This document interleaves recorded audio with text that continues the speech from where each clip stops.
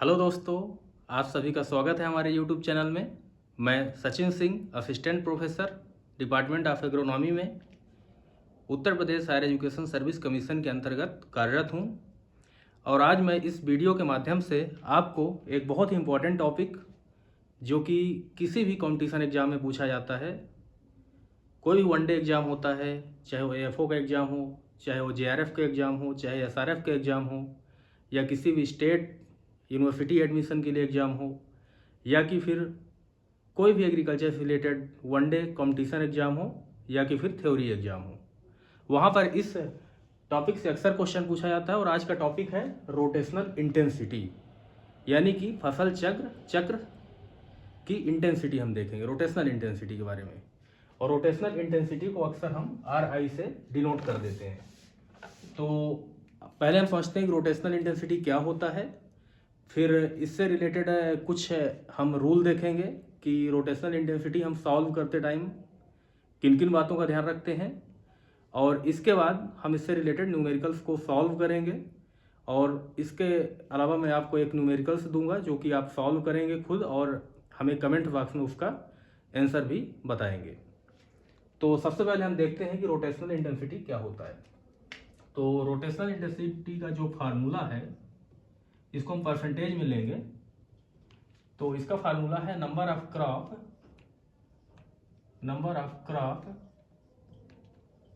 Grown in rotation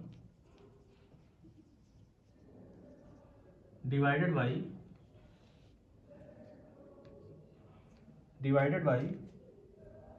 duration of rotation. और जो duration को लेते हैं अक्सर इसको हम ईयर में लेते हैं, और इसको मल्टीप्लाई करते हैं 100 से। 100 का मल्टीप्लाई इसलिए करते हैं क्योंकि वैल्यू हमारी परसेंटेज में है। तो ये तो हो गया हमारा फार्मूला क्रॉप रोटेशनल इंटेंसिटी को कैलकुलेट करने का, फसल चक्र की गहनता को कैलकुलेट करने का। और इसके बाद हम देखते हैं आगे कि इसे सॉल्व करते टाइम जब हम नंबर ऑफ क्रॉप को कैलकुलेट करते हैं या नंबर ऑफ क्रॉप को काउंट करते हैं, उस दौरान हमें किन किन बातों का ध्यान रखना आवश्यक होता है। तो जब भी हम नंबर ऑफ क्रॉप को कैलकुलेट करते हैं तो उस दौरान हमें कुछ इंपॉर्टेंट बातें हैं जिनका ध्यान रखना है, और वो 4-5 बातें हमें याद रखना है। इसके बाद हम न्यूमेरिकल्स के माध्यम से इसको समझ लेंगे और अच्छी तरह से। तो सबसे पहले हम देखते हैं, जब भी हम नंबर ऑफ क्रॉप को काउंट करते हैं तो अक्सर हम क्रॉप को जब काउंट करना शुरू करते हैं तो उसको हम खरीफ से लेते हैं, खरीफ सीजन से शुरू करते हैं काउंट करना। तो हमें क्रॉप को काउंट कब करना है? खरीफ सीजन से करना है। खरीफ के बाद फिर रबी की क्रॉप को लेना है, उसके बीच कोई क्रॉप है उसको लेना है, और फिर जायद की क्रॉप को लेना है। ठीक है, तो पहला रूल हो गया कि हमें खरीफ सीजन से ही शुरुआत करनी है इसको काउंट करना। अदरवाइज यहाँ पे अगर हम दूसरे सीजन से लेते हैं तो हमें ईयर में थोड़ा सा मिस्टेक हो जाता है। दूसरा रूल इसका ये रहेगा कि जो हम नंबर ऑफ क्रॉप लेते हैं रोटेशन में, तो अगर हमारी इंटर क्रॉपिंग है, क्या है? अगर इंटर क्रॉपिंग है, इंटर क्रॉपिंग अगर है तो इंटर क्रॉपिंग में हमें एक ही क्रॉप को लेना है। अगर हमने 2 या 2 से अधिक फसलों को एक साथ लगा रखा है, एक ही सीजन में एक साथ लगा रखा है, उसे हम इंटर क्रॉपिंग कहते हैं। और उस दौरान हमें उस इंटर क्रॉपिंग में 2 या 2 से अधिक फसलों को भी हम एक साथ लगा रखे हैं अगर, तो उसे हम एक क्रॉप लेते हैं। फॉर एग्जाम्पल के लिए, अगर हमने व्हीट लिया है और व्हीट के साथ हमने मस्टर्ड लिया है, तो व्हीट और जब प्लस होता है, प्लस का मतलब ये हो जाता है यहाँ पे इंटर क्रॉपिंग। जब कोई भी चीज में प्लस लगी होती है तो इंटर क्रॉपिंग कहलाती है। तो उसे हम एक ही क्रॉप के रूप में काउंट करते हैं, हमारी एक क्रॉप कहलाएगी, 1 क्रॉप ही कहलाएगी। ठीक है, तो ये हमारा हो गया दूसरा रूल। अब हम तीसरा रूल देखते हैं। तीसरा रूल ये है कि अगर हमारी लैंड या हमारी जो जमीन है उस सीजन में अगर फैलो है, यानी कि हम उसमें कुछ भी सोइंग नहीं किए, तो उस टाइम हम कोई भी फसल को काउंट नहीं करते, यानी कि 0 हम काउंट करते हैं उस टाइम पे। सपोज दैट अगर हमारी लैंड क्या है, फैलो है यानी कि परती है अगर हमारी जमीन, परती मतलब होता है कि खाली पड़ी हुई है अगर, तो वहाँ पे हम जीरो काउंट करते हैं। क्या करते हैं वहाँ पे हम जीरो काउंट करते हैं, यानी कि एक भी फसल को हम वहाँ पे काउंट नहीं करेंगे। इसके बाद हमारा जो चौथा पॉइंट है कि अगर हम वहाँ पे यानी कि जो लैंड है हमारी जो ज़मीन है, अगर वहाँ पे हम कोई भी ग्रीन मैन्योरिंग क्रॉप लेते हैं, क्या लेते हैं ग्रीन मैन्योरिंग क्रॉप, यानी हरी खाद के रूप में अगर हम कोई भी फसल लेते हैं, ग्रीन मैन्योरिंग क्रॉप लेते हैं, ग्रीन मैन्योरिंग क्रॉप यानी कि हरी खाद के रूप में जो हरी खाद के रूप में जो यूज की जाती है फसलें, उसे अगर हम लेते हैं तो वहाँ पर भी हमें जीरो ही काउंट करना, वहाँ पे हम कोई क्रॉप को काउंट नहीं करेंगे अक्सर। ठीक है। इसके बाद एक और बात हमें ध्यान रखना, जो पांचवी बात हम कह सकते हैं कि जब भी हम ड्यूरेशन कर, ये जो चार चीजें हैं तो हमारी नंबर ऑफ क्रॉप जब कैलकुलेट करते हैं रोटेशन में, उसके लिए हो गई। हमारी जो पांचवी बात है, पांचवी बात रहेगी जब हम कैलकुलेट करते हैं ड्यूरेशन ऑफ द रोटेशन, उस टाइम हमें किन किन बातों का ध्यान रखना है। तो सबसे महत्वपूर्ण बात होती है ड्यूरेशन काउंट करते टाइम कि सपोज दैट अगर हमारी फसल है जो कि 1 साल से कम की भी है, यानी कि अगर हमने एक भी क्रॉप ग्रो कर रखा है तो उसका ड्यूरेशन हम 1 साल ही काउंट करेंगे। 6 महीने या 4 महीने या 9 महीने हम क्रॉप को काउंट नहीं करेंगे, बल्कि हम 1 साल काउंट करेंगे। यानी हमारा जो पांचवा पॉइंट है वो ये कहता है कि जब भी हम ड्यूरेशन को काउंट करते हैं, ड्यूरेशन को जब भी हम लेते हैं तो हम उसे हमेशा एक में ही लेते हैं, या कि हम 2 लेते हैं या 3 लेते हैं। कभी भी इसको 1.5 ईयर नहीं लेते, ना ही हम 2.5 ईयर लेते हैं, ना ही हम 3.5 ईयर लेते हैं। ये हमारा गलत हो जाएगा, हमें 1, 2 या 3 ही लेना पड़ेगा।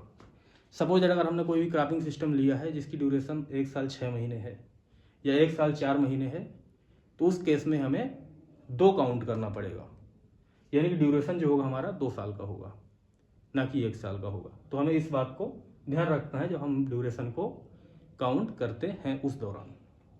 तो हम इससे रिलेटेड एक छोटा सा सॉल्व करते हैं क्वेश्चन। फॉर एग्जांपल कोई क्रॉप है, हम एक लेते हैं एग्जांपल के लिए कि सपोज दैट हमने राइस, एक कोई रोटेशन है, रोटेशन हमारा एक कोई,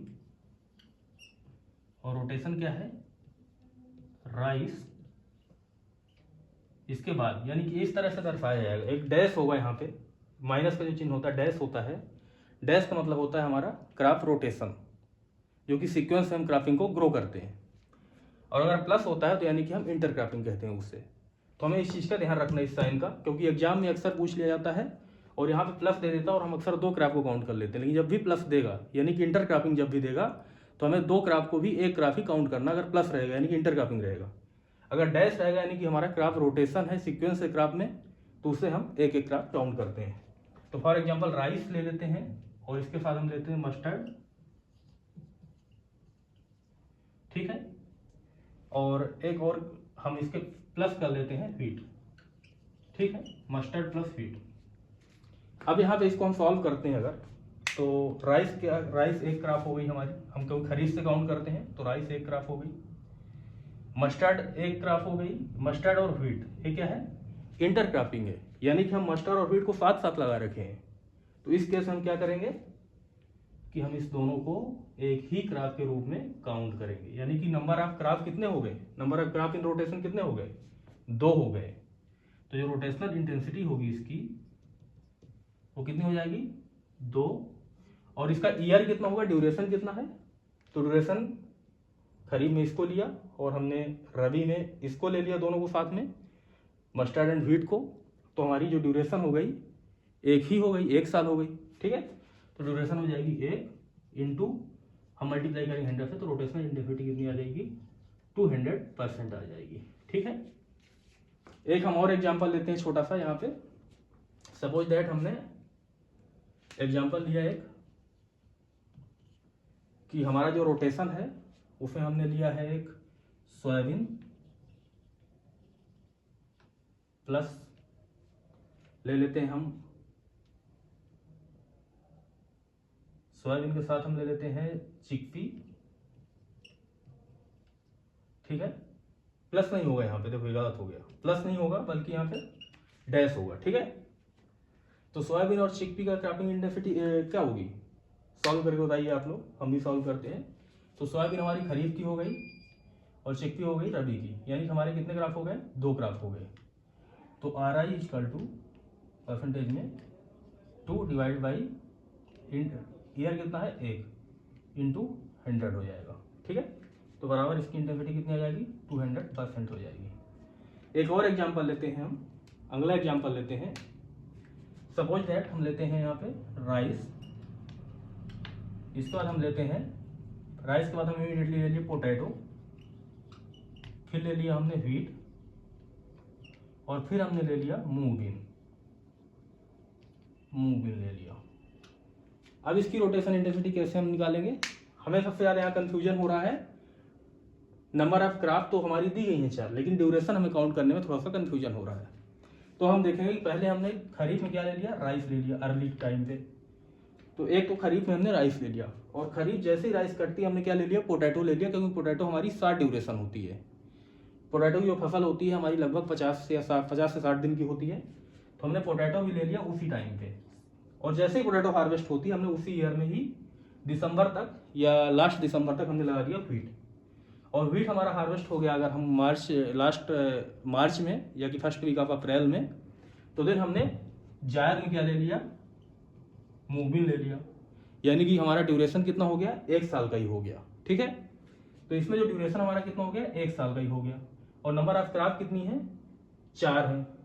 तो रोटेशनल इंटेंसिटी इक्वल टू हो जाएगा number of crop in grown in rotation, यानी कि 4 क्रॉप हमने रोटेशन में ले लिया और डिवाइड बाई कर दिया ड्यूरेशन ऑफ द रोटेशन जो कि 1 है, इंटू कर देंगे हम 100, तो कितना आ जाएगा, 400 आ जाएगा। ठीक है, परसेंटेज में। तो आशा करता हूँ कि हमें यार समझ में आ गई होंगी बातें। एक और हम एग्जांपल लेते हैं थोड़ा सा डिफिकल्ट सा। तो हमने कितने 3 एग्जांपल ले लिया, एक एग्जांपल ए हो गया, दूसरा ए हो गया और तीसरा यहाँ पे हो गया। अब हम एक चौथा एग्जांपल लेते हैं जो कि रहेगा इसमें।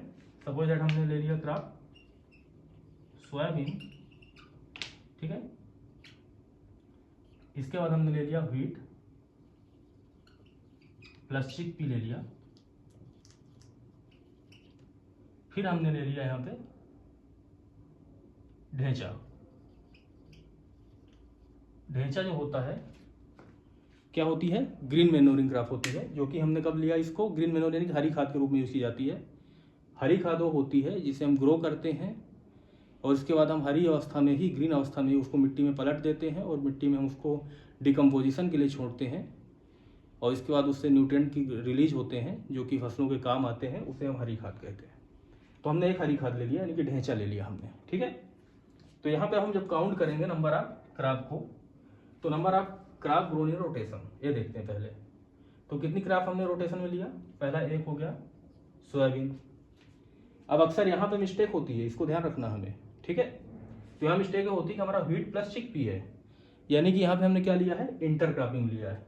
तो इसको हम कितने कौन सी क्रॉप लेंगे, एक ही फसल के रूप में लेंगे। और ढेंचा क्या है, ग्रीन मैन्योरिंग क्रॉप है, और हमने क्या बताया था रूल, ग्रीन मैन्योरिंग यानी हरी खाद के रूप में अगर लेते तो हमारी 0 काउंट की जाती है। क्या की जाती है, 0 काउंट। तो number of crop in rotation कितना हो गया, 1 हो गया, 2 हो गया, 1 + 1 2 हो गया। तो रोटेशनल इंटेंसिटी इक्वल टू कितना हो जाएगा, 2 डिवाइड बाई 1 इंटू 100 हो जाएगा। तो कितना हो जाएगा, 200 निकल आएगा। ठीक है, तो आशा करता हूँ कि आपको हमारी बात समझ में आई होगी। और मैं एक आपको होमवर्क देता हूँ जो कि आप इसको नोट करेंगे। मैं यहाँ पे लिखता हूँ क्योंकि जगह थोड़ा शॉर्टेज है यहाँ पे। तो एक हम होमवर्क देते हैं आपको, ठीक है, और इसको आप करेंगे और कमेंट बॉक्स में आप हमें बता सकते हैं। ठीक है, हम इसको चेक करेंगे एक बार। तो फॉर एग्जांपल हम क्रॉप आपको दे रहे हैं, कोई भी क्रॉप ले लीजिए, जैसे कि सीसम मीन्स होता है तिल। ठीक है, इसके बाद हमने ले लिया चिकपी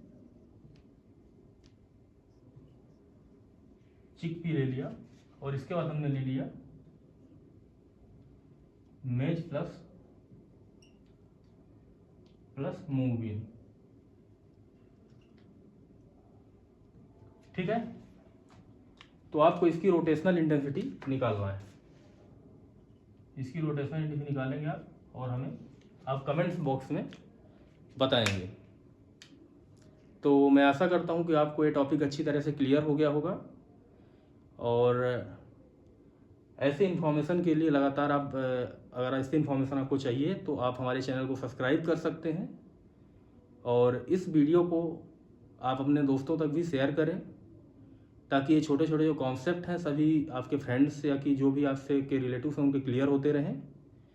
और जो भी आपको सुधार वीडियो के माध्यम में से चाहिए या जो इम्प्रूवमेंट चाहिए तो आप हमें कमेंट बॉक्स में लिख के बता सकते हैं।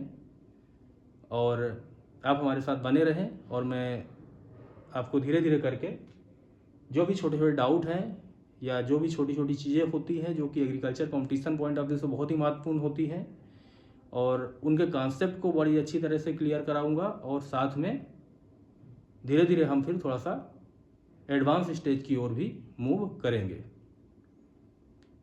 सो धन्यवाद।